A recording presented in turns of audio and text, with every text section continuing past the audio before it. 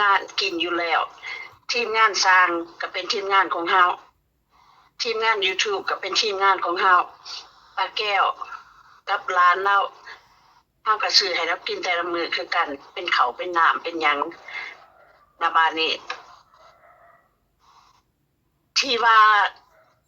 ที่ว่าแม่กับพ่อคงแต่เขามาเอาของเขามาให้มื้อนั้นหั่นเฮาก็เบิ่งออกว่าเป็นหยังเพิ่นจังเอาเขามาให้คันแม่นว่า FC ธรรมดาหั่นน่ะที่ว่าเพิ่นเห็นแต่เพิ่นอยากซื้อของกินของอยากให้แม่นหยังหั่นน่ะเฮาก็บ่เว้าอันนั้นเฮาก็แฮงดีใจซ้ำอันนี้คันเจ้าซื้อเข้ามาแล้วเจ้ามาสั่งให้ป้าแก้วว่าบ่ต้องให้ทีมงานโอลีกินบ่ต้องให้สร้างกินจังซี่นี่มันบ่งามหั่นน่ะลำมีกับไข่จังไดเอื้อย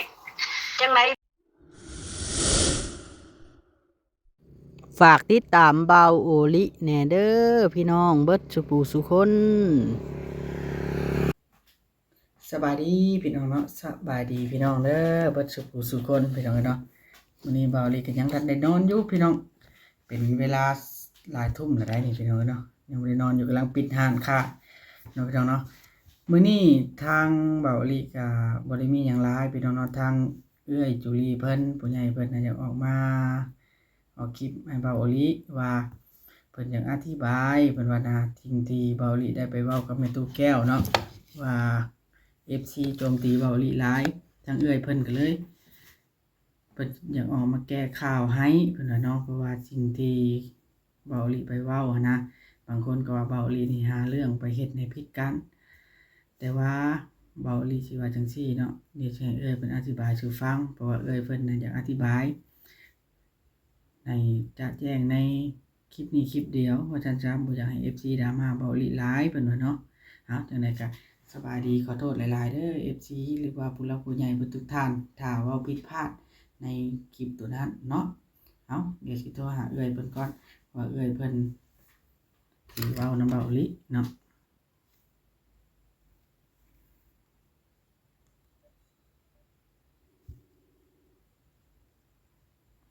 สบายดีเอื้อยสบายดี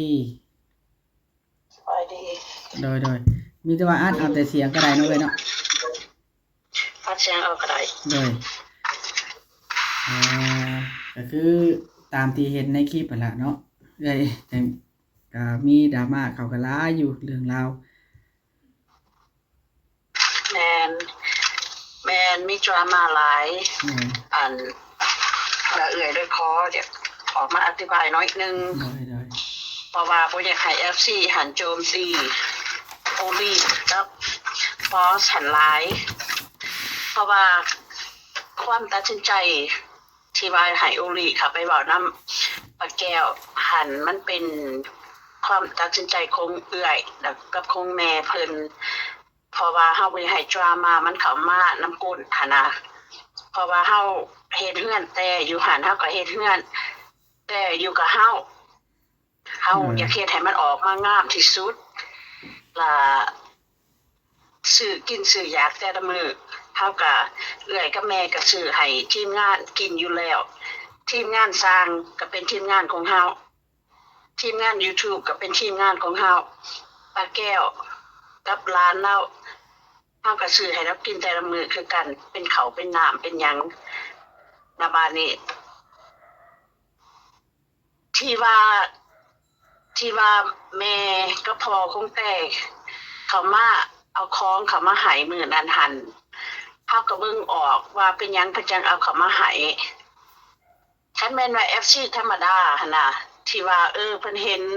แต่เพิ่นอยากซื้อของกินของอยากให้แม่นหยังหั่นน่ะเฮาก็บ่เว้าอันนั้นเฮาก็แฮงดีใจซ้ำอันนี้คันเจ้าซื้อเข้ามาแล้วเจ้ามาสั่งให้ป้าแก้วว่าบ่ต้องให้ทีมงานโอลีกินบ่ต้องให้สร้างกินจังซี่นี่มันบ่งามหั่นน่ะลำมีกับไข่จังไดเอื้อยจังไดพวกเจ้าก็บ่กินอยู่แล้วจังไดพวกเจ้าก็บ่กินอยู่แล้วหั้นแต่ว่าเว้าใส่กันจังซั่นมันก็บ่โอเคมันบ่โอเคแล้วมันแฮงสิมีดราม่าต่อไปอีกเพราะว่าก็คือเพิ่นสั่งป้าแก้วหั่นแหละว่าคันอันจะฟังความ ยังสิได้กินอีกอยู่อันนั้นมันแต่ว่าหยังแต่ว่ามันสิมีดราม่ามาอีกแล้วเอื้อยกับแม่เลยตัดสินใจว่าเฮาบ่อยากให้มันมีดราม่าคันเฮาเฮ็ดงานปะแก้วแล้วเฮาบ่อยากให้มันมีดราม่าคันแม่นว่าผู้ใหญ่ทั้งนั้นเขาเจ้าอยากมาปูเคลื่อนให้ปะแก้ว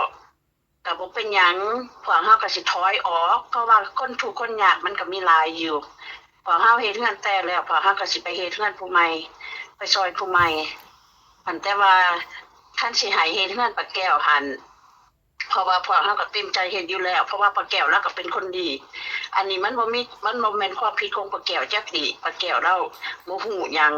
เราเป็นคนดีมีแต่ว่าเฮาบ่ได้ให้พวกนั้นมันยุ่งหันน่ะคันสิมักเป็นจังซี่คันสิซื้อของมาแล้วก็กิธีมาสอนให้เขาเจ้ากิธีจังซั่นจังซี่สอนแนวบ่ดีหั่นน่ะล่ะเฮาอยากตัดปัญหาออกโลดเพราะว่ามันจังสิบ่มีดราม่านำปนจังหน่อยปูเคลื่อนให้แล้วเพราะว่าปูเคลื่อนหลังนึงนี่มันบ่ได้ถูกเป็นแสนปลายปูเคลื่อนหลังนึงนี่เพราะว่าของมันแพงระบาดนี่ปูเคลื่อนให้ปึ๊บแล้วเจ้าสิมายืนใครให้แต่ว่าบ่ต้องเว้านำเขาจังซั่นจังซี่มันไผสิเสียเปรียบกับผู้เฮาปูเคลื่อนเพราะว่าเฮาเบิดเงินหลายเด้แต่เอื้อยกับแม่มีแต่คิดว่าให้ตัดปัญหาออกซะให้ตัดปัญหาออกว่าคันเพิ่นสิมาปูเคลื่อนให้ก็ให้เพิ่นปูแต่คันเพิ่นมาปูเคลื่อนให้ก็ขอบ่ให้มาคอสดราม่าอยู่แถวบอนเฮาเฮ็ดเวียกซะแล้วเฮาก็สิดำเนินปูเคลื่อนให้ปะแก้วเองเฮาคือเฮาได้เว้าไว้อะนะเพราะว่าเฮาฮู้อยู่แล้วก่อนเฮาสิเข้ามาขายเฮือนโฮงแต่แล้วก็ปูเคลื่อนใหม่ให้แต่นี่ว่ามันต้องมีดราม่าอยู่แล้วดราม่ามันนำก้นของครัวตัวนี้มาตลอดอยู่แล้วอันแต่ว่าเฮาหันอยากเฮ็ดให้มันแล้วแต่ว่าเฮาเริ่มปลูกที่ตะกิดมันก็บ่ได้มีดราม่าเฮาก็เฮ็ดม่วนเฮ็ดซื่นเฮ็ดงามเฮ็ดไปก็เฮาโดยแต่เฮาก็บ่อยากให้มันมีดราม่าหั่นน่ะแต่อยากให้ FC เข้าใจว่ามันบ่แม่นความผิดของโอลิและบ่แม่นความผิดของบอสโอลิออกมาเว้าหยังก็เพราะว่าเฮาขอให้โอลินี่ออกมาเว้าให้มัน clear ให้มันจิแก้จิเว้าบ่เป็นว่าให้มันเป็นเฮานี่เป็นผู้ขอโอลินี่ออกมาเว้าเองบ่แม่นโอลิกับบอสหาเรื่องเพราะว่าเฮาก็เป็นผู้ใหญ่แล้วเฮาก็ฮู้อยู่ว่าเขามาจังไดเขามาดีหรือเขามาบ่ดีเฮาก็ฮู้อยู่แล้วเพราะว่าคันเจ้ามาดีแท้จะผ่านยูทูบเบอร์ก็ได้เจ้าก็ฮู้อยู่ว่าโอลี่กับบอสอยู่หั่นจะส่งเงินไปให้โอลี่กับบอสว่าจะซื้อมีกับใครให้ปะแก้วได้บ่มันก็โอเคเด้หั่นน่ะอันนี้เจ้าสิสร้างคนมาแล้วก็มาบอกปะแก้วว่าอันบ่ต้องให้เขากินเด้อพวกนั้นคันฟังความแล้วสิซื้อมาให้อีกอันนั้นมันมาบ่ดีอันนั้นน่ะแล้วเฮาก็บ่อยากให้มันเป็นจังซั่นเฮาบ่อยากให้มันมีปัญหานำปน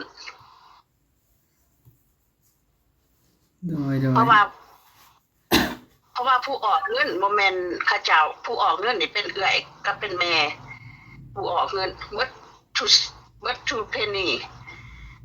เบิดทุบาทเบิดทุกีบซื้อข้าวซื้อน้ำกินแต่ละมื้อเอื้อยกับแม่บอกซื้อกินโลดซื้อให้มันคู่กันซื้อให้เบิดทุกคนได้อิ่มถ้าบ่ได้ว่าซื้อกินน่ะก็บ่ต้องให้ปลาแก้วกินเด้อเฮาบ่ได้ว่าจักเทื่อเฮาแฮงญาติปลาแก้วบ่ได้กินซับเฮาก็ฮู้อยู่ว่าปลาแก้วเราเป็นคนดีแล้วก็ลูกชายเรามาหั่นน่ะเฮาบ่ได้เคยว่าอย่าสิให้มันกินเด้อคันมันมาก็ให้มันกินมีหยังก็หาให้มันกินหันแต่ว่าเฮาคนสิเว้าว่าผู้ชายคนหนึ่งอายุ24-25ปีเลาะหาคอเขาน่ะกินเฮือนคนมันต้องมีคนเว้าอยู่แล้วเจ้าสิเอามีมาอัดปากเขา10เทื่อเขาก็สิเว้าอยู่แล้วคันเจ้าบ่อยากให้เขาเว้าจะเอาลูกจะไปเลี้ยงเขาจังสิบ่เว้า จะเอื้อยหาทางออกให้ที่ดีเอาลูกจะไปบำบัดจะโคกเรือนบางทีมันออกมาเป็นคนดีถ้ามันออกมาเป็นคนดีล่ะแต่มันบ่มีบอลอยู่บ่เป็นหยังอยู่ดินแต่หันก็ได้แต่ว่าคันสิเป็นจังซี่ก็เข้ากับบ่ comfortable ที่ว่าให้มันอยู่เพราะว่าจังหน่อยมันสิมีเรื่องมันสิผิดกันตีกันคือมันเคยเป็นหั่นน่ะ FC อยากให้ FC เข้าใจจังซี่อยากให้ FC เข้าใจว่ามันบ่แม่นความผิดของโอริบ่แม่นว่าซองไอ้น้องตัวนี้ไปใส่ก็มีดราม่าอยู่หั่นอยู่เฮือนป้าม่อนเฮาบ่เคยมีดราม่าบ่เคยมีดราม่าจักเทื่อเฮาเฮ็ดเฮือนป้าออดเฮาบ่เคยมีดราม่าเฮาเฮ็ดเฮือนป้าแต๋วเฮาบ่เคยมีดราม่ามันบ่เกี่ยวหรอกว่าทีมงานผู้ใดมาเฮ็ดมันบ่เกี่ยวทีมงานโอริเฮ็ดเวียกให้ข่อยนี่เขาเจ้าเฮ็ดดีที่สุดไปจอบงานให้แต่ละมือเขาไปจอบงานให้แล้วก็แจ้งมาบอกว่าเอื้อยแจ้งมาบอกเอื้อยออกบอกแม่ว่าเงินส่งมานี่มีเท่านั้นค่อยซื้อของเบิดเท่านั้นซื้อของกินเบิดเท่านั้นเงินเหลือเท่านั้นโอลีนี่แจ้งมาบอกเบิดทุกกีบบ่เคยเอาเงินไปกินมีแต่พวกเอื้อยกับแม่นี่มีแต่ว่าบ่เป็นหยังเอาไปซื้อสู่กันกินโดดเพราะว่าเฮาเป็นสายบุญอยู่แล้วเฮาบ่กินที่อยู่แล้วเฮาแห่งญาติหมู่บ่ได้กินอยู่แล้วท่านเฮ็ดลาบศีลเฮ็ดหยังคือการเอิ้นทีมงานมากินเบิดทุกคนบ่ได้กินที่อยู่แล้วแต่เฮือนแต่นี่เฮาเฮ็ดให้มันงามอยู่แล้วเฮาเฮ็ดให้มันสุดยอดอยู่แล้วสี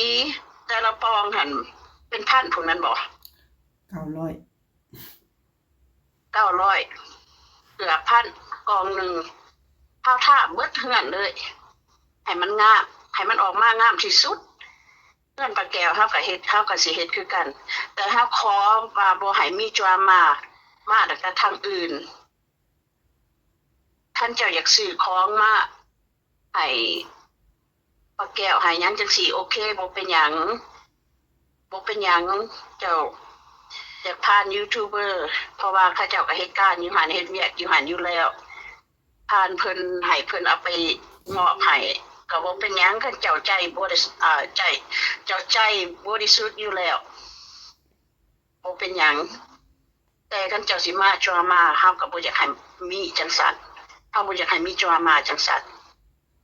เพราะว่าในอนาคตมันแห่งสิมีดราม่าหลายโดคันยเป็นจังซั่นอยากตัดปัญหาออกโลด นี่ล่ะเอื้อยเพิ่นออกมาเว้าเพื่ออยากให้เข้าใจนำกันเอื้อยอยากให้เข้าใจน้ำกันอยากให้ FC เข้าใจน้ำกันอยากให้ FC เข้าใจน้ำกันน่ะบ่อยากให้ตูไซโอรีกับไซบอสหลายว่าสองไอ้น้องนี่ไปใส่ก็มีดราม่ามันบ่แม่นเคสของแต่เคสของไอ้จอยนี่มันมีดราม่าอยู่แล้ว FC ก็ฮู้ว่าไปไสมันก็มีดราม่าอยู่แล้วเฮาสิดีปานใดมันก็มีดราม่าอยู่แล้วตั้งแต่กี้เฮือนที่ว่าโอ้ยอยู่หั่นดินที่ว่าโอ้ยอยู่หั่นตั้งแต่กี้ไอ้จอยแล้วก็บ่ได้ขายแล้วไปอยู่นำเมียเราเมียที่2แล้วหั่นแล้วก็บ่ได้กลับมาขายดินขายอันนั้นลูกแล้วก็ยังอยู่หั่นบัดนี้เป็นหยังจังขายบัดนี้ FC เบิดทุกคนก็ฮู้ล่ะเป็นพ่อไผล่ะพ่อเนี่ยพ่อหยังจังขาย แต่ว่าลูกชายเขาเจ้าอายุ24 25ปีมันบ่ได้เป็นภาระของพวกเฮามันเป็นอันนั้นของไอ้จอยอันแต่ว่าคันมันมาก็หาข้าวให้มันกินอยู่แล้วเพราะว่ามนุษย์คือกันแต่บาดนี้คันมันมาอีกแล้วทายมันโดดให้ FC ให้ฮู้นํกันให้เห็นนํกันอันแต่ว่าบ่ต้องไปสัมภาษณ์มันดอกทายมันน้อยนึงให้ FC ได้ฮู้ได้เห็นนํกันว่าเฮาบ่ได้เว้าเอาแต่ดราม่ามาหาเฮาเองเฮาบ่ได้ไปหาดราม่าเฮาก็เฮ็ดเฮือนก็เฮาโดยแต่ละมื้อแต่ละเว้นทีมงานสร้างเพิ่นก็เป็นคนของข่อย โดยคนของข่อยที่ข่อยหักแต่คันสิซื้อของมาแต่ว่าบ่ให้เพิ่นกินข่อยก็บ่โอเคคือกันบ่ให้กินก็บ่เป็นหยังแต่ว่าบ่เว้าข่อย ก็ ซื้อ ได้ ให้ เนาะ ได้รับมีหั่นน่ะ โดยโอเคแล้วเอ้ยจำนี้แหละครับเฮาอธิบายให้เพิ่นฟังแล้วถือว่า FC เพิ่นก็สิยาแล้วยาดราม่าแล้วบัดนี้เพราะว่าทุกอย่างนะก็คือเฮาบ่ได้อันนั้นเด้อฝาก FC นำว่าเฮานี่บ่ได้แม่นว่าให้เอื้อยออกมาเพื่อแก้ตัวให้เฮานะพี่น้องเนาะเฮาบ่ได้มีเจตนาแต่ชัดบ่แม่นว่าสิทิ่มให้เอื้อยออกมาแก้ตัวให้เฮาได้อันนี้ก็คือทางเอื้อยเพิ่นว่าอยากออกมาอธิบายให้ฟังเนาะบ่แม่นว่าเฮาบอกเอื้อยเพิ่นมาอธิบายแบบแก้ตัวให้เฮาเองได้พี่น้องเอ้ยต้องเข้าใจตัวนี้เว้าอีหลีแฮงเกรงใจเพิ่นตัวนี้ แม่นโอลีนี่แฮงเกรงใจข่อยกับเกรงใจแม่คันข่อยว่าเพื่อนคือกันโอลีถามเบิดเอื้อยจะสิเอาสีหยังเอื้อยจะสิเอาเสาจังไดเอื้อยจะสิให้เฮ็ดจังไดสิให้ท่าบ่บ่นี่สิให้ท่าบ่บ่หั่นเพิ่นถามเบิดบ่แม่นว่าเพิ่นสิไปเฮ็ดซุม4ซุม5โดดเพิ่นถามก่อนเพิ่นเอื้อยว่าเอาสีตัวนี้เพิ่นก็เอาสีตัวนี้มาเพิ่นบ่ได้ดื่นความจักเทื่อแต่เรื่องตัวนี้นี่เอื้อยเป็นผู้บอกโอลีขอให้โอลีออกไปทางปะแก้วเพราะว่าเฮาบ่ได้ให้มีจอมมาน้ำกลบ่เคยโอลีบ่เคยดื่นความแล้วก็บ่เคยมาบอกว่าเป็นจังซั่นจังซั่นจังซั่นบ่เคยมาฟ้องมาหยังแล้วก็บ่อยากให้โจมตีสองไอ้น้องเขาหลายเขาก็ไปเฮ็ดเวียกแต่ละมื้อเขา โดย แล้วก็เรื่องของครัวหั่นน่ะโอลี่เรื่องของครัวหั่นน่ะงบเฮาเหลือเท่าไหร่งบที่ว่าเอื้อยกับแม่ส่งไปให้บางนึงหั่น20ล้านหั่นมันเบิดน่ะแม่นบ่มันเพราะว่าเฮาสิเอาไปจ่ายค่าสร้างแน่แม่นบ่รวมสิเอ้ย โอ้ต้อง20ล้านหั่นเบิดอ่ะเนาะ ตัว20ล้านน่ะคือเอ้ยฝากมานะเฮาได้ซื้ออันไม้กับไม้เชื้อรามาตื้มแล้วก็ซื้อทั้งพัดลมทั้งอันนั้นแล้วก็มาจ่ายอันค่าเสาตู้แก้วแน่ หลายแนวแล้วก็ซื้อสีตื้มมันยังอีก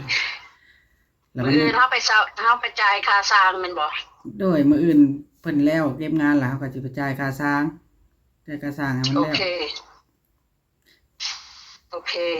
แล้วก็ห้องครัวนี่ได้เซาแล้วบ่ เช้านะเขานัดว่าเป็นมื้ออื่นนะเช้านะก็เลยแบบว่าอยากให้เขา โอ อั เค นอยากให้เขาอันได้เช้ามาก็มีแต่ว่าอันเริ่มดำเนินการแล้วตัวใหญ่แล้วก็เริ่มดำเนินการเพราะว่าเฮาต้องตั้งเสาแล้วก็อันตัดหลังมุ้งไว้ก่อนเด้เฮาจึงเฮ็ดตัวล่างได้ อือฮึ เพราะว่า อือฮึ เดี๋ยวเฮาจึงก่อได้หั้นนะเอ้ยตั้งเสาแล้วต้องตีโครงหลังคาก่อนได้จึงก่อได้มันจึงเที่ยง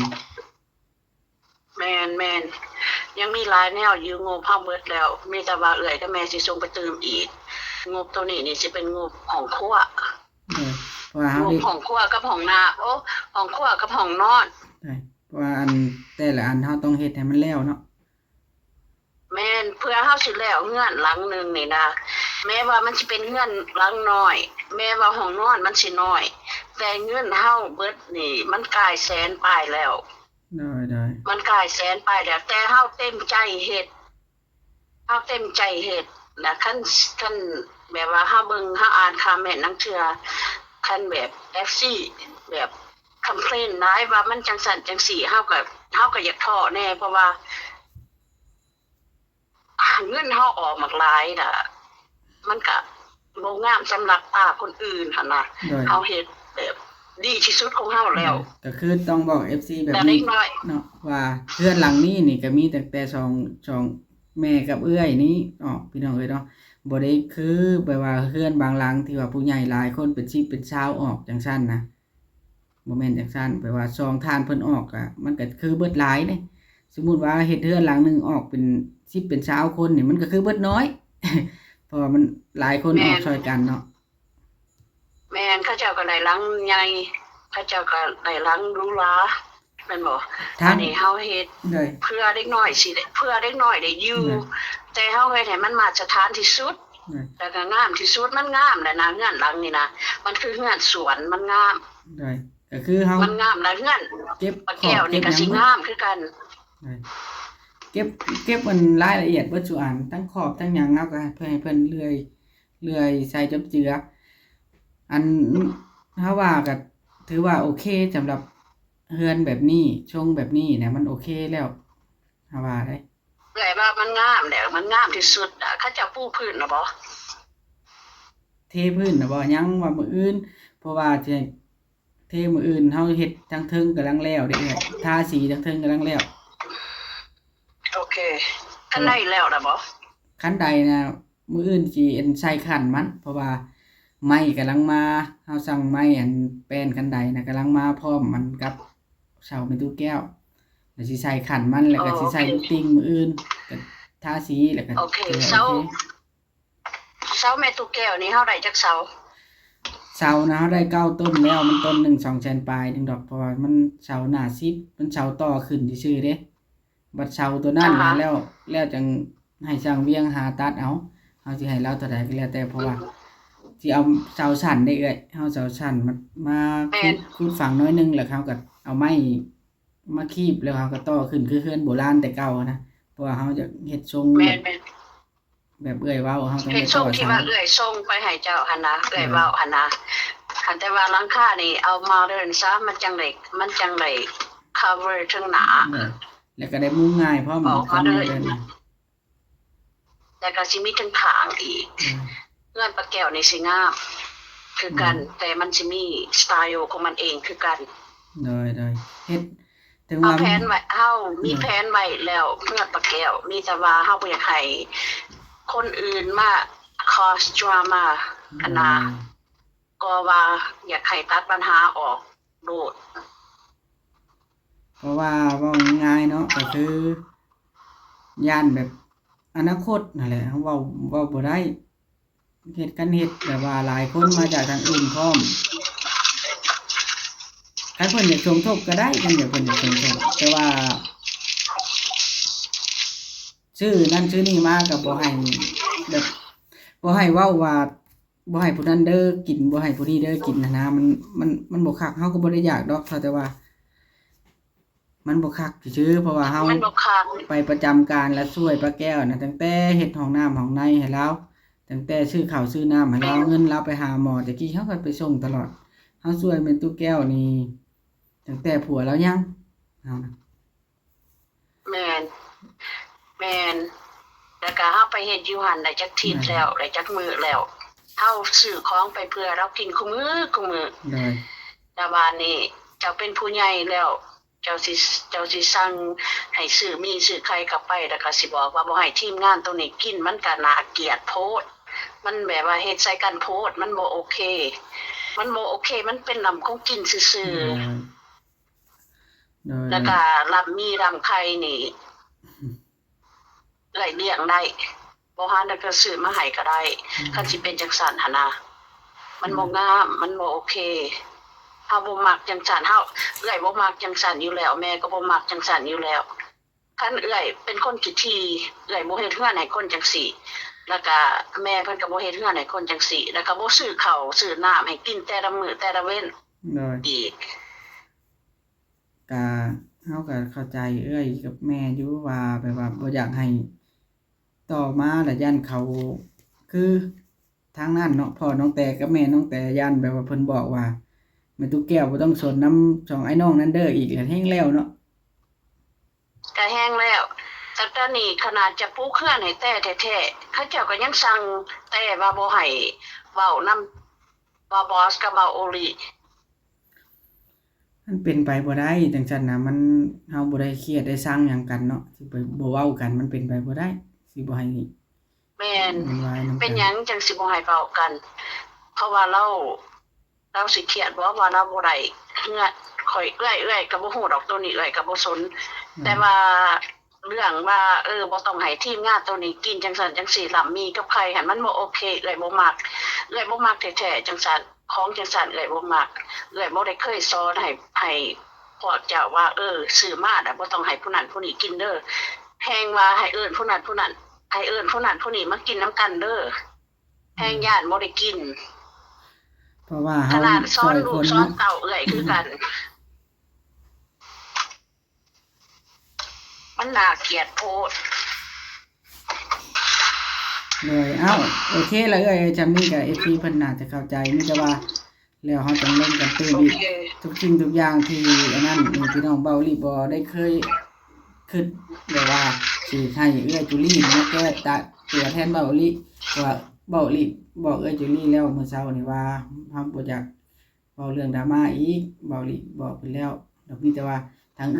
พิ่นสิออกคลิปนี้เป็นเกี่ยวกับดราม่าหรือว่าอธิบายเรื่องนี้นี่ถือว่าเทื่อสุดท้ายในตัวนี้แล้วล่ะเนาะเนาะ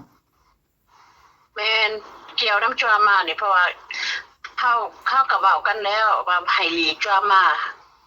ให้หลีกดราม่าคันแต่ว่าดราม่ามันหันมาหาเฮาแล้วเฮากับบ่อยากให้ FC นี่ลุ่มโอลีกับบอสหลายว่าสองไอ้น้องจังซั่นจังซี่บ่อยากให้เบิ่งนํกันว่าแม่นไผเอาดราม่ามาแล้วเฮาอยากดีที่สุดแล้วเฮาอยากเฮ็ดเวียกเฮาดีที่สุดแล้วเฮาแล้วเอื้อยกับแม่เป็นผู้ออกเงินแล้วโอลีกับบอสเป็นผู้ออกแห้งให้เข้าใจว่าบ่แม่นว่าเฮาสิลุกแต่ละมื้อน่ะไปหาดราม่าเด้อครับลุกแต่ละมื้อน่ะเฮาไปเฮ็ดเวียกของเฮาแต่เฮาอยากให้ FC ให้โอกาสบอสกับให้โอกาสโอลีโดย แล้วก็คันสิเทียบใส่สองใหญ่เขาเจ้าหั่นน่ะสองใหญ่หั่นสำหรับเอื้อยก็ฮักแพงเขาตลอดอยู่แล้วพวกบ่เตียงพวกอันสองใหญ่แต่ว่าอยากให้ FC เข้าใจคือกันว่าเป็นหยังเอื้อยจุดีจังบ่ใส่บ่เตียงจังซั่นจังซี่บ่เตียงหั่นเรามีเวียกแม่เราก็บ่สำบายแล้วเราสิมาจอบงานให้เฮาแต่ละมื้อเราก็เฮ็ดบ่ได้เพราะว่าเราก็มีเวียกของเราหลายแล้วเฮาก็อยากสนับสนุนช่องน้อยเขาแน่เพราะว่าเฮาก็ไว้ใจเขาแบบ 100% เลยเพราะว่าเฮ็ดน้ำโอลีมานี่หลายหลังแล้วเลยอยากให้ FC หั่นให้โอกาสโอลีกับให้โอกาสบอสแน่เพราะว่าผู้ใดก็ต้องได้หาเงินไปเลี้ยงครอบครัวอยู่แล้วโดยก็คือแบบนั้นล่ะเนาะมีแต่ว่าขอบใจเด้อขอบคุณหลายๆเด้อจังได๋ก็ได้โอเคโดยสบายดีเด้อโอเคโอเคบายนี่ล่ะพี่น้องเนาะก็คือเฮาได้คุยกับเพิ่นแล้วก็คือเพิ่นน่ะสิออกมาอธิบายให้เด้อเพิ่นว่าเนาะเฮาก็ว่าบ่เป็นหยังเนาะมื้อเช้านี้ก็ว่าบ่เป็นหยังดอกมีแต่ว่าป้ายเพิ่นด่าโลดเพิ่นด่าเบาลีก็ได้แต่ว่าเพิ่นก็ว่าบ่คักในใจเพิ่นก็เลยอยากออกมาเว้าให้เนาะพี่น้องก็ให้ FC ให้ฮักแพงทั้งเพิ่นนำเพิ่นก็ซอยมาหลายหลังบ่แม่นแต่หลังนี้หลังเดียวเนาะเพิ่นก็ตั้งใจซอยอันทุกหลังเลยเนาะที่ว่าเพิ่นบ่ใช้ทั้งซุ้มอ้ายๆเขาให้เตียงทั้งนั้นน่ะก็คือเหตุผลคือเพิ่นเว้าแหละพี่น้องเนาะทางยากเวียกหลายแนวแน่แล้วก็หลายๆอย่างแหละเนาะพี่น้องเนาะแล้วแต่ SG พิจารณามีแต่ว่าคลิปนี้บ่ได้สิได้ขอตัวก่อนฝากกดไลค์กดติดตามคือเก่าขอบคุณแม่ให้กงวลีกับจุลี่หลายๆเด้อที่ไว้ใจแล้วก็ฮักแพงเบาลีเนาะจังได๋ก็อยู่ดีมีแรงความเจ็บจะได้ความไข้อย่าสิมีเด้อวลีขอตัวนอนพักผ่อนก่อนมันดึกแล้วพี่น้องเนาะสบายดี